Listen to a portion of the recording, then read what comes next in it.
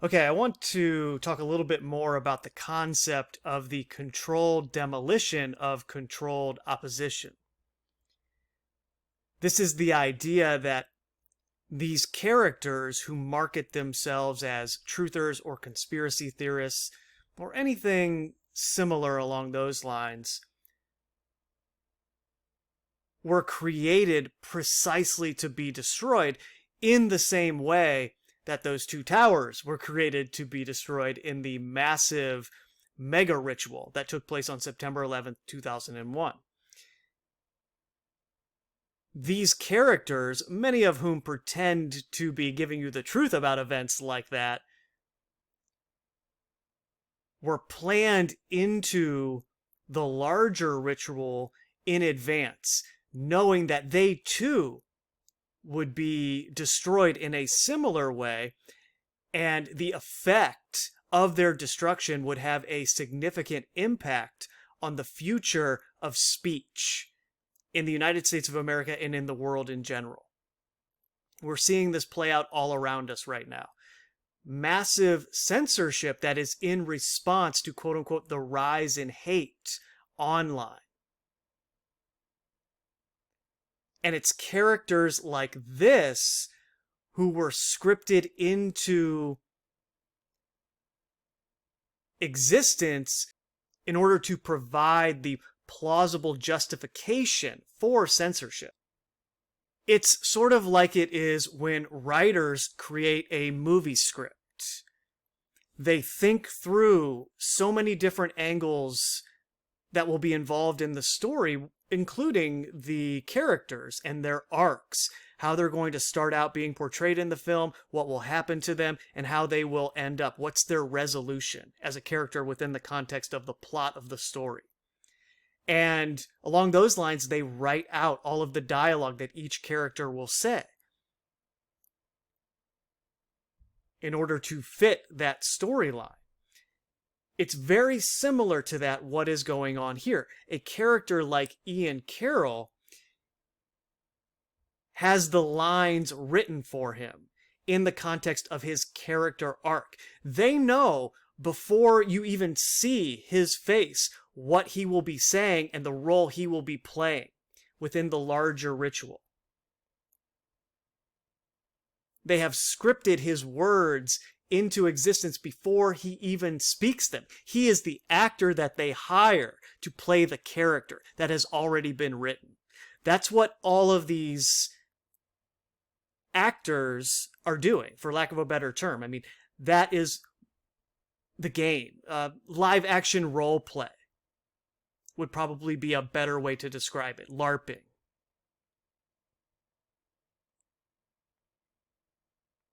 But it's very similar to how it's done with a movie script in terms of what eventually transpires there. It's all an idea on a piece of paper, and then it is brought to life when they hire the actors who read the lines. And in the context of the controlled demolition of controlled opposition, these are the characters who read the lines so that they can be demolished. It's lines that fit within the larger narrative so that the other assets and agents in the media can point at these characters and say, see, look what's going on. We have this significant rise in hate. We need to do something about this because it's inspiring people to act in ways that is very dangerous to the survival of the human race as a whole. I mean, that's how they spin it, right? So this is just one example that I'm going to get into here, but that's what's going on with everyone on this level. They have been scripted into existence, and they are reading lines. Now, sure, there's a nuance there, and people who are talented orators like Ian Carroll get more responsibility, and they get a higher profile than other people do.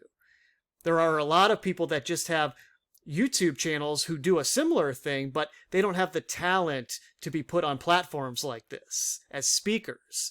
They can't be trusted along those lines, but they play their role on YouTube, and they try to convince people to believe half-truths and just mislead everyone in the way that they do this. And Everyone has their own formula along these lines in terms of what they're allowed to say that is the truth, and then how they mislead. Like, what is their one thing that they slip in there that isn't the truth? Or how do they distort the true things that they say?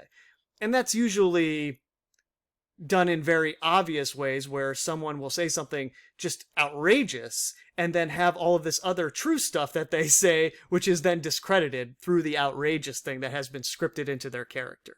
And everybody has a different formula along these lines. There's no way to sit here and say, oh, this is how they do it, because everybody is scripted into existence in a way where it creates a division that can never be reconciled. They all play off each other in this way, and they have scripted beefs with each other, pro wrestling style, where the fan bases of all these characters who they essentially worship then go into these extreme debates with each other, arguing over who is right and who is wrong, who's the real truth teller and who isn't. And because the idea of controlled opposition is so accepted now, it didn't used to be this way, but now everyone accepts it because it's so obviously true, to the point where the controlled opposition talks about controlled opposition and they claim to be exposing it at the same time that they are it, which is just a wild situation, this layered deception that people have to try to work their way through. But I promise you, if you stick with this, your intuition will eventually get to the point where you will be able to deduce someone's intentions immediately just from hearing them speak. You don't even need the details or the evidence. But speaking of evidence, let me play this clip from Ian Carroll to really give you a great example of what I mean here.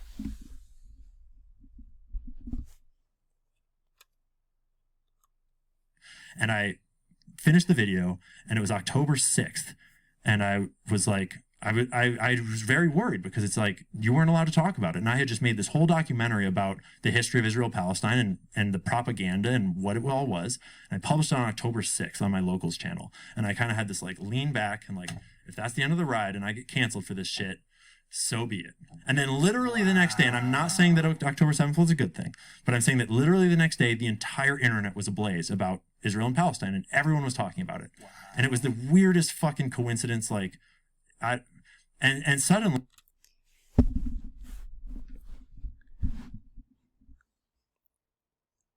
So just to summarize what Ian Carroll just said there, he said that he created a documentary on Israel and Palestine, the whole history of it. On October 6th, it was uploaded to the internet. The day before Israel went to war with Hamas, following the events of October 7th. Immediately, Israel and Palestine becomes the issue that everyone is talking about. And coincidence, quote unquote, has it where Ian Carroll is now the guy going viral on TikTok, who's the go-to point man for the Israel-Palestine issue because of this documentary that he just made.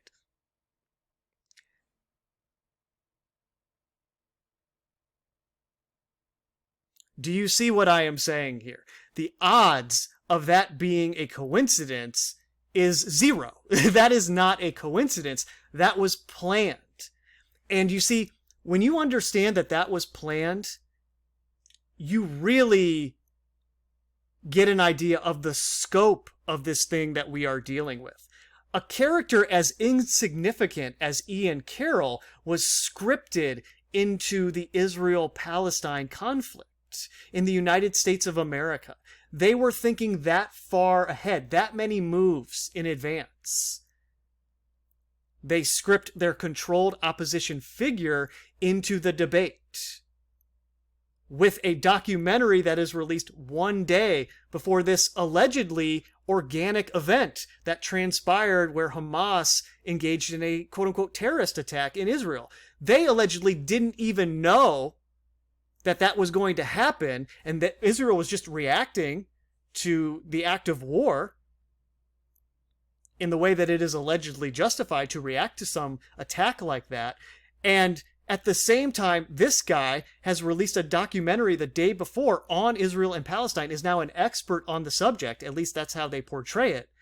And he is now viral on TikTok, being promoted by that algorithm and all of the characters in this alternative media space that is no longer the alternative, it is the mainstream, and I'll get to that in a second. But all of the sudden, he's on everyone's show, all the usual suspects. And it culminates in his appearance on Joe Rogan. You don't get on this podcast if you're not in the club. It's a requirement, whether you want to believe that or not. It's beyond obvious at this point that you have to be a member of the club to get on this podcast. This made Ian Carroll a household name to people who had no idea he even existed. His whole character arc was very carefully scripted in advance. It started with GameStop. That kind of gave him a little credibility in terms of the demographic that he is designed to appeal to, which is a much younger generation.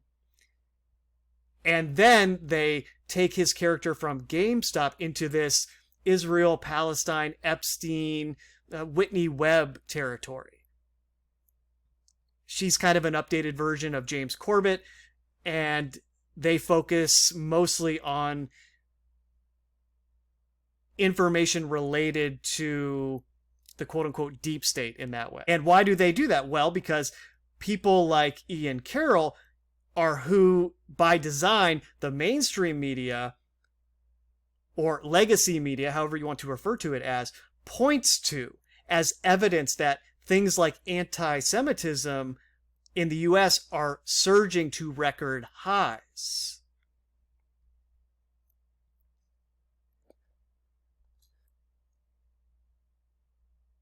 You can see this on the Joe Rogan forum on Reddit, where they have the persona crafted in a way where it's very easy to create confusion in the mind, collectively speaking, about who someone like this is. As some random person or bot, who knows at this point, says, Ian Carroll guy is an idiot conspiracy nutjob. I have not watched all his videos, but the short one that I watched was enough for me to not trust his analysis on anything. The guy is TikTok Alex Jones. That is a marketing angle to this. Precisely his design. He is TikTok Alex Jones. He's the Alex Jones for a different generation. Ian Carroll's very young. He's going to be doing this for a long time. And he will shape the view of younger people as that is designed to play into the controlled demolition of controlled opposition. And anti-Israeli sentiment is going to play a key role in that as it relates to censorship of the internet. This is why they are allowing this type of stuff to be on the internet in a way where it was not allowed in the past, prior to this Israel-Palestine conflict. Prior to that, this was not allowed to be talked about, using words that are now used freely, and no one even thinks twice about it. They don't even think that they'll be censored for saying these things, because it's being allowed on purpose. And that is all a part of the larger script that Ian Carroll was written into. There's a lot of outrage over Joe Rogan hosting Ian Carroll and Martyr Made on his podcast, prompting melodramatic posts on the dangerous rise of anti-Semitism. The latest IQ supplement looks into this outrage and analyzes why certain taboos are now so popular on the internet. Well, I just explained why this particular taboo is so popular on the internet now. It's by design. Because the quote-unquote rise of anti-Semitism, as well as the quote-unquote rise of Christian nationalism, and how those two ideas will eventually be conflated, is designed to lead to the controlled demolition of these controlled opposition figures who are promoting these ideas, and in that way they will be able to censor speech when all of this is said and done. Eventually, to get the idea in your mind correctly, imagine it like this. That red MAGA hat will be viewed the exact same way that the swastika is viewed. The swastika is an ancient symbolism that really didn't have any kind of overt meaning in any direction. You could place any kind of meaning you wanted onto it. You could go with the more ancient ideas about what it meant, but it didn't mean anything in particular until it was associated artificially with the National Socialists or Nazis and Adolf Hitler.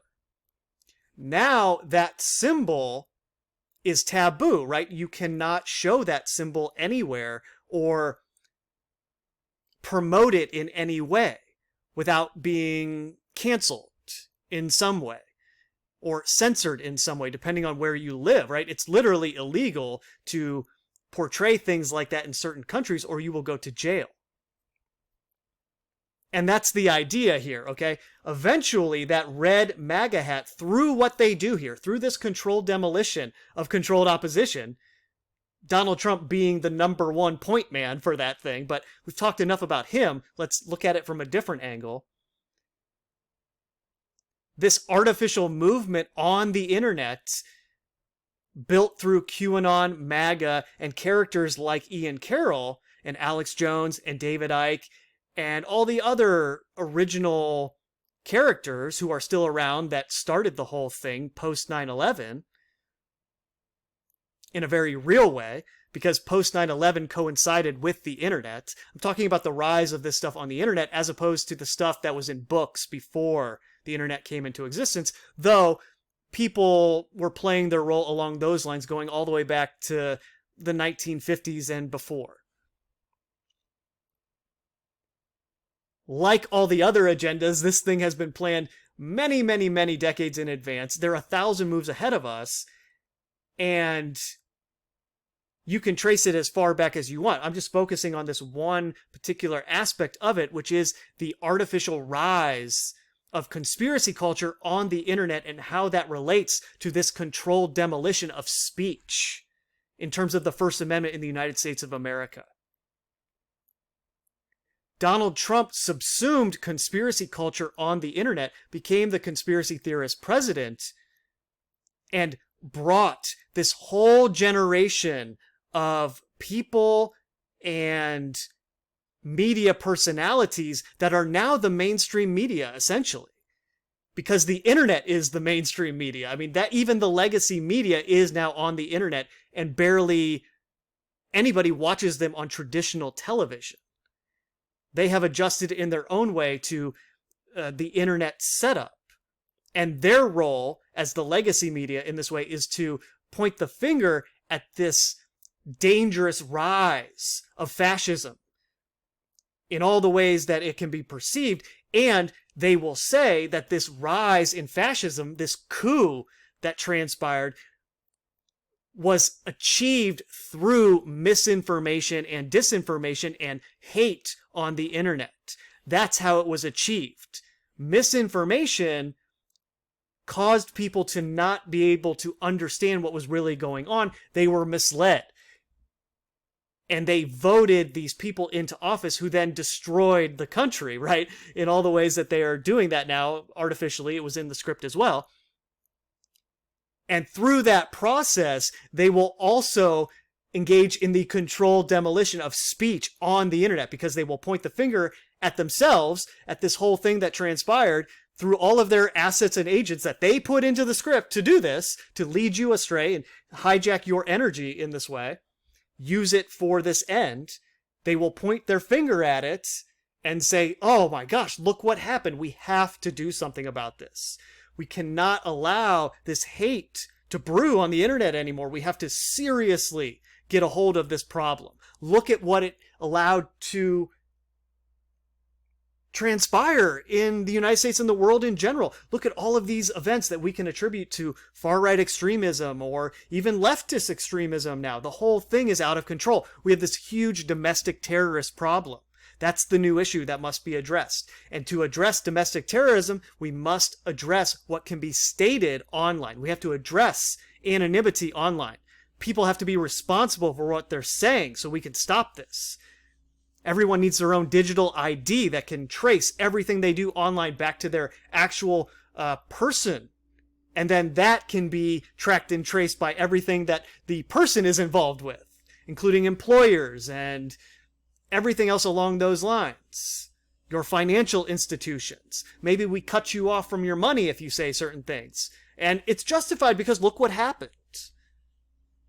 That red hat is going to be just like the swastika by the time they are done with all of this, if we allow it to happen, if we are invested in this as if it's real, when it very clearly is not.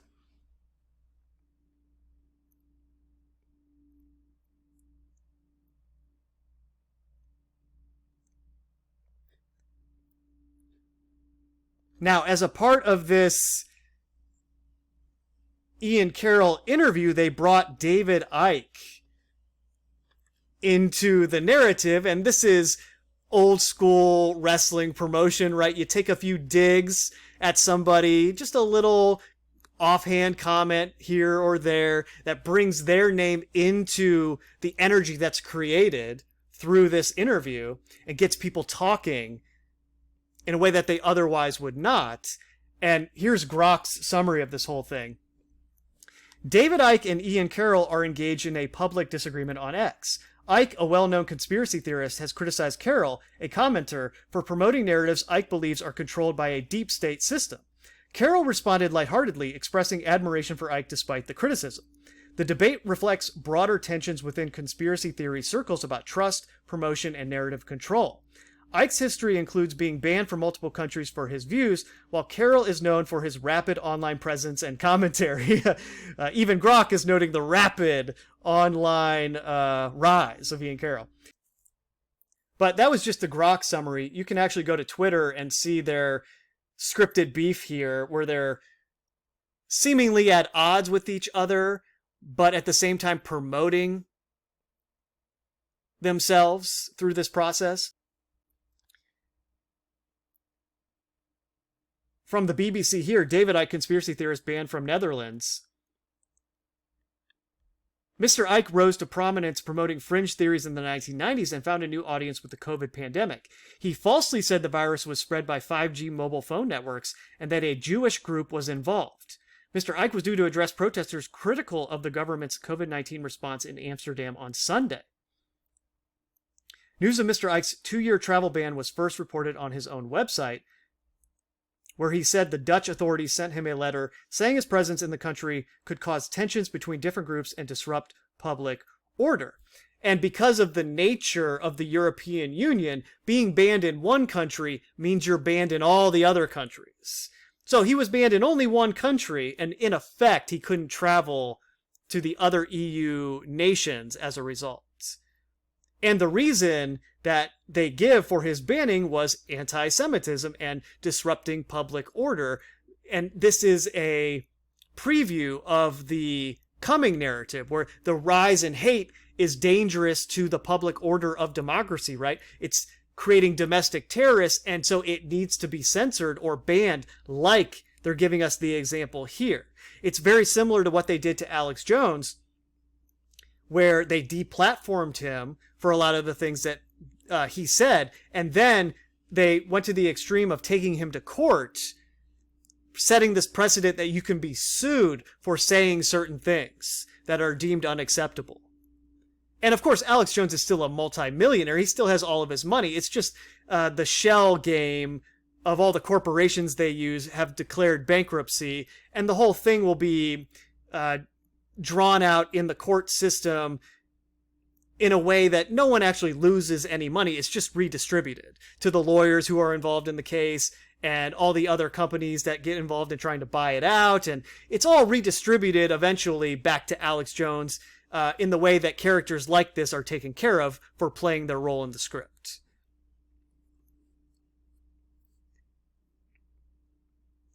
It's the same with David Icke. He claims to be shadow banned on X, and yet I can see every one of his tweets, and none of his books are prevented from being published, or they don't prevent you from buying them in any way. He's not shadow banned in any way.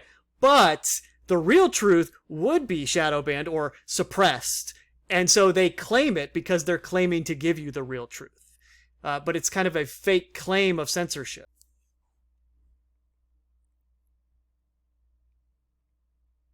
But this is all part of the game, right? Where he says something that just isn't true, like the virus was spread by 5G mobile networks and didn't really exist for that reason. And that it was a Jewish group involved, so that everything that he says is true. Like, objectively, he's correct in stating what MAGA is and what Trump and Musk are doing in America. That's a true thing, but it's discredited by the disinformation that he puts in there, or that his handlers put in through him. He's the talented speaker who just recites the lines. And sure, after doing that for many decades, you become familiar with the subject matter, but he's still reciting lines at the end of the day. He knows what to say and what not to say. And everything else that he talks about that is probably related to the truth, involving that which is in control here truly, and the dimension it resides in, and how far advanced it is from us, that stuff is discredited at the same time through the way that he construes it and presents it to people. So it's really interesting what's going on here between Ian Carroll and David Icke, because essentially they're saying the same thing. They're both pointing their finger at Israel. They're both construed as anti-Semites by the mainstream press. By design, they are allowed to point their finger at these characters to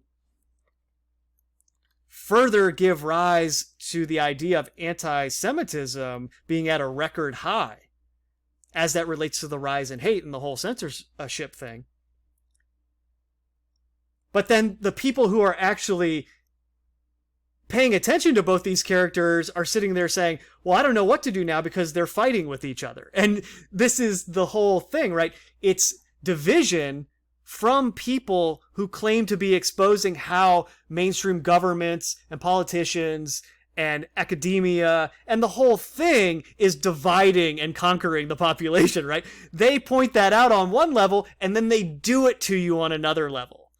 They divide and conquer you by having these staged, scripted beefs. Oh, I'm the one telling the truth. No, I'm the one telling the truth. And at the same time, they're both promoted by people like Joe Rogan, and just in general, the mainstream media is doing articles on them. And the people who are actually on the other side, looking for the truth on the internet, they don't know what to believe. And at a certain point, a lot of people probably just stop paying attention because they're like, well, I don't know who's telling the truth here. I don't know why they're fighting. I don't have any side or any firm belief on which one of these guys is right. I think they're both saying some true things. It's like, yeah, that's by design. They both say some true things, and then they both have some half-truths in there, and then just outright lies at the same time. They convolute everything, muddy it up so you can't really see through it in any clear way, and it stalls the progression of people seeing the reality of the situation that we are in. And the point of that is, by wasting time, you give the larger agenda more space and freedom to come into existence without being derailed in any way. At the end of the day, these guys are time wasters, in addition to being designed to be controlled demolition assets. As controlled opposition, they are designed to be destroyed. In the same way those two towers were destroyed, or any other event similar does it. In this context, think of those two towers in New York on September 11th as the Declaration of Independence and the Constitution with the Bill of Rights. It's those two pieces of paper that are going to be lit on fire and destroyed through the controlled opposition's artificial role in creating the narrative that will lead to that outcome. Controlled demolition of controlled opposition. They're going to light those traditions on fire, as it were, through what they are scripted to say, and how what they are scripted to say can be portrayed in a way that leads to a completely different state of reality, where you are not allowed to say what you used to be allowed to say, where the First Amendment doesn't exist anymore in function. even if they still say it's on the books somewhere. And then this is an article originally from Daily Beast that really explains what's going on here in a clear way. This most likely wasn't the intent of the article, but with the context that I just went into everything, you can really get an idea of what's transpiring here.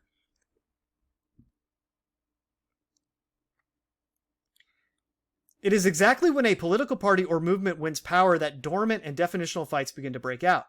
It is easy to find common cause when you have a common enemy, but once in power, the question becomes not what a party is against, but what it is for. That question is now beginning to tear the MAGA movement apart.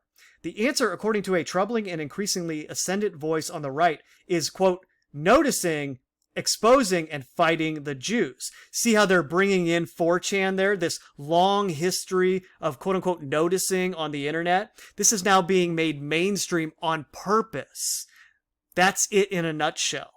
They are mainstreaming 4chan. The Republican Party became 4chan, okay? That's the easiest way I can explain it. And that was by design. It started a long time ago, merging this idea and culture into the mainstream Republican Party so that Donald Trump could take it over and represent it and create the movement that would later result in the censorship that will remove all of this from the internet. And once you have that set up in place, well, you can never talk about what's really going on. And that's the end game here.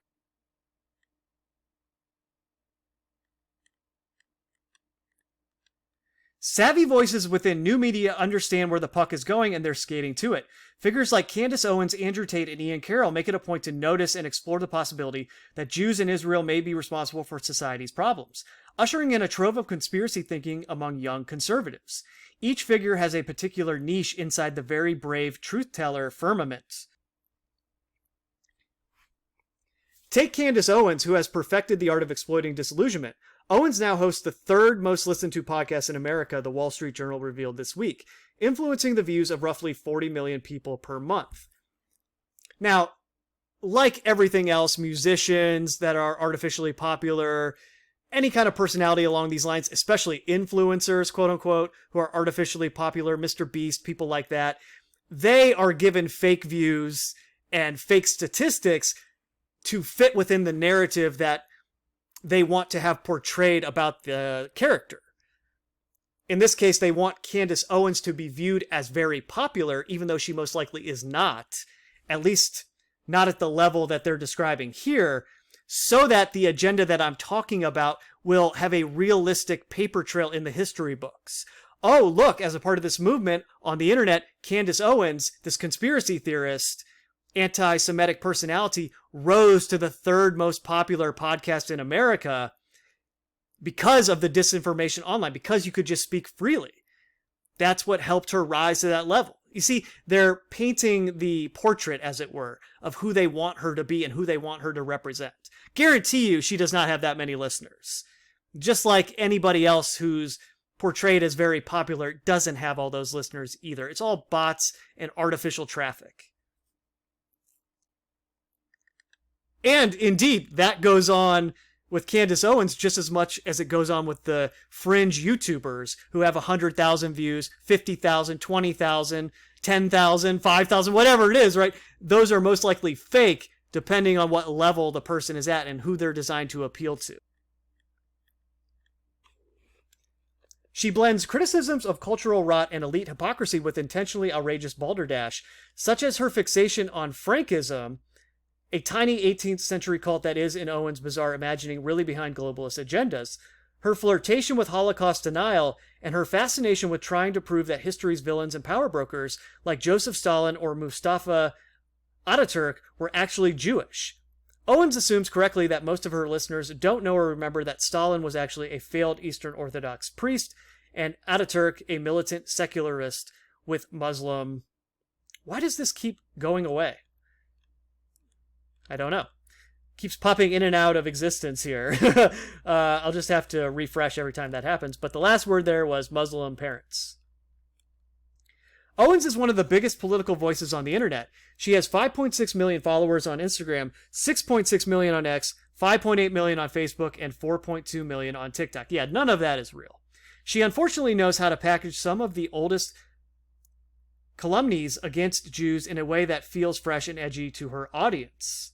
She is funny, charismatic, and for many seems to have all the right enemies. For her loyalists, any rebuttals leveled against her are suspect. After all, the powerful people she's criticizing would want you to believe she is crazy.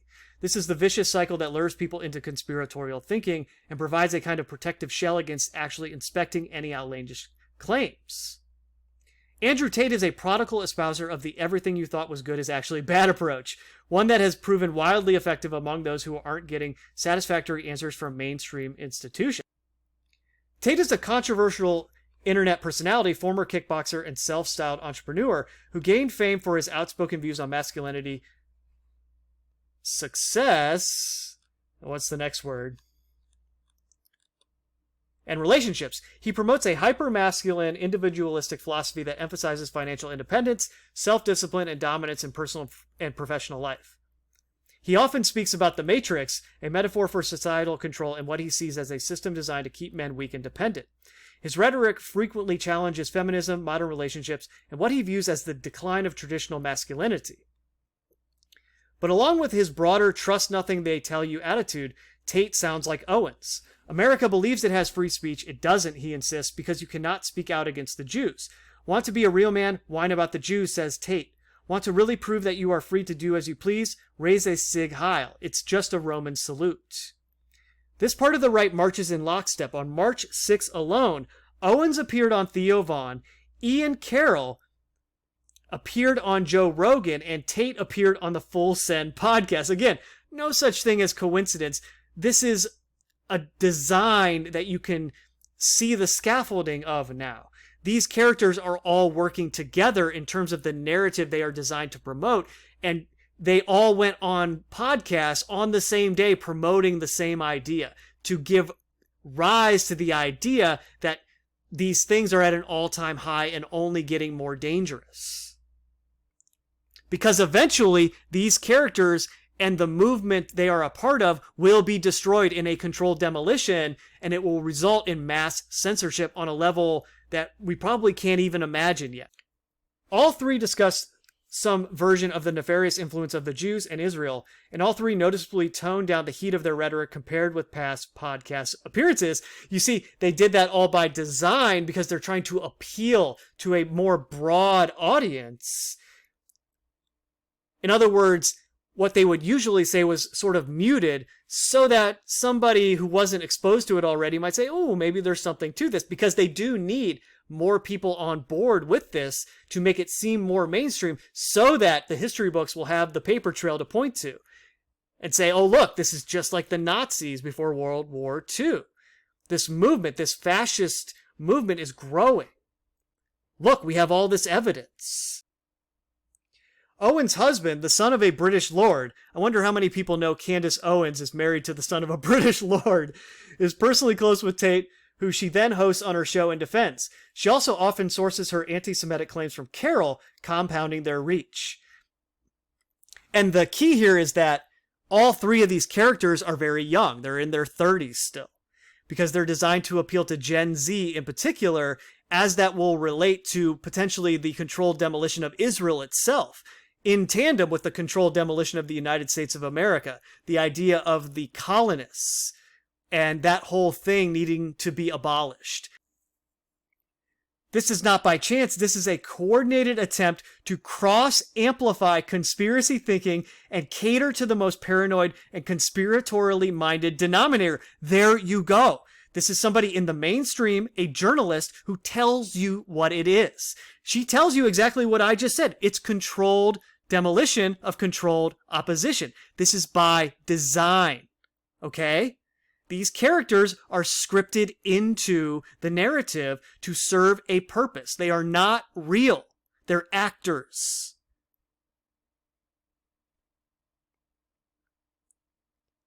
And as they claim to be saving the world and saving America, they are being used to destroy it. And you, through them, are being used along those lines. You just don't know it. If you did not know that, I'm sorry to inform you of it, but it's just the way it is. And there's perhaps not a better example of that than Tucker Carlson, who, as she says here, formerly a bow tie wearing Republican establishment stiff at CNN and the Weekly Standard, at some point suffered a profound disillusionment with America and now presents the governing powers as one big lie, a hideous mask for what is really going on, which is really the opposite of what mainstream people think is good. This is why he will promote Daryl Cooper, a Holocaust denier, as the best and most honest historian in America, or run overwrought, cringe-inducing propaganda on his channel about the majesty of Moscow's bountiful supermarkets. It's all a lie anyway, so why not join Putin in fighting the powers that be?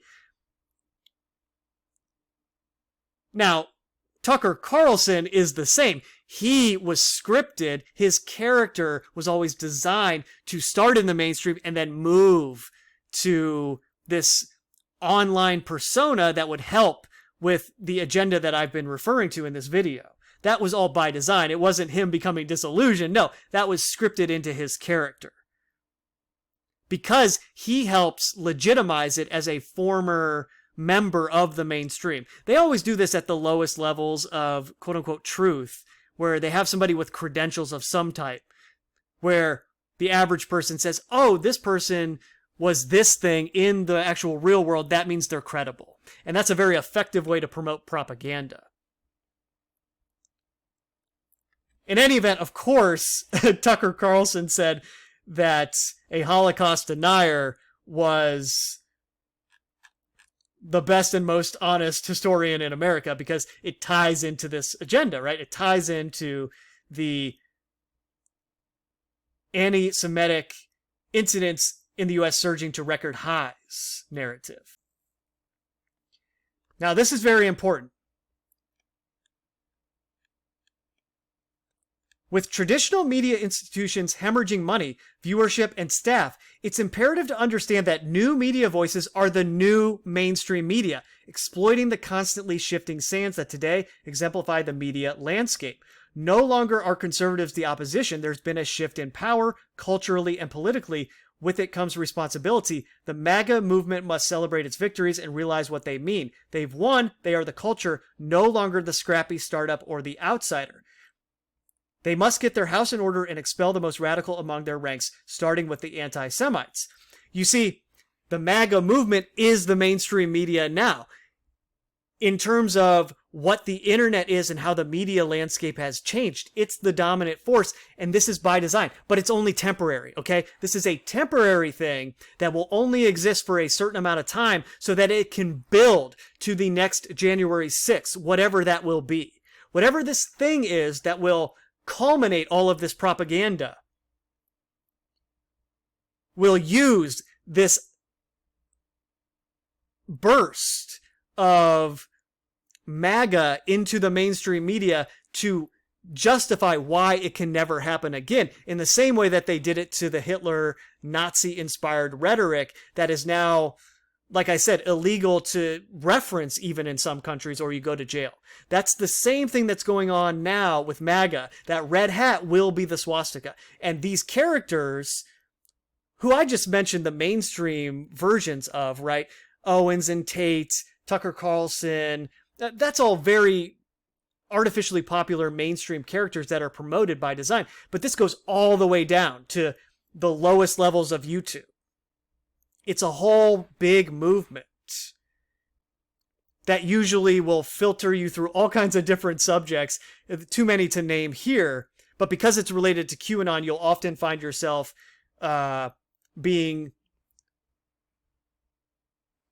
driven to names like Isaac Cappy and that whole thing. But it's so much bigger than that. It has so many different layers, and there's so many different characters. I can't go through all of them. It would take me the rest of my life, and it would destroy my soul having to actually cover these people and what they're doing. So I think a video like this is better in terms of hopefully showing how it's happening in a way that you can apply it to everyone that you come into contact with.